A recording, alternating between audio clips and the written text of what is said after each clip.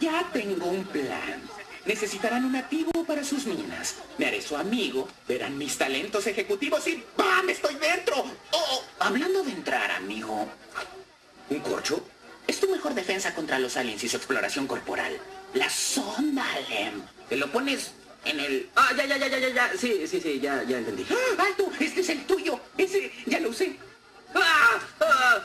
Se me olvidaba. Mi empleo. Ya me voy. Ya sabes, mi jefe. ¿Tu jefe? No hay problema. Úsenlo los dos. Antes de empezar, tengo una pregunta técnica. ¿Eres considerado muy feo en este planeta? ¿Qué? Porque yo no distingo. No. Bueno, no estoy mal. Ah, bien. ¿Por qué las chicas me aman? Porque soy guapo, porque soy astronauta. Sí. Pero también es por los 3 pasos de Chuck Baker hacia el romance. ¿Viste a la presa? Ve por ella. Y no tengas piedad.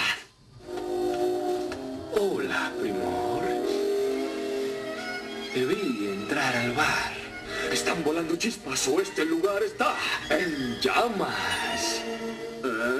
¿Seguro que no eres feo? Creo que no. Mañana podría irme al espacio. Tal vez no regresaré.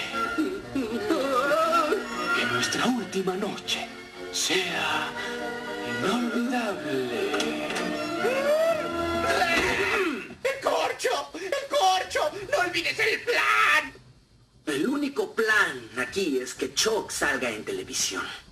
Volveré con el reportero. Skip, te dejo a cargo. ¿Acabó?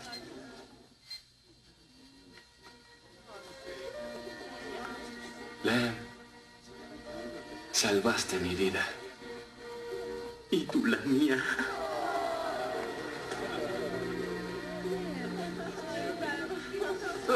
Eso fue un abrazo entre hombres. Es muy común en mi planeta.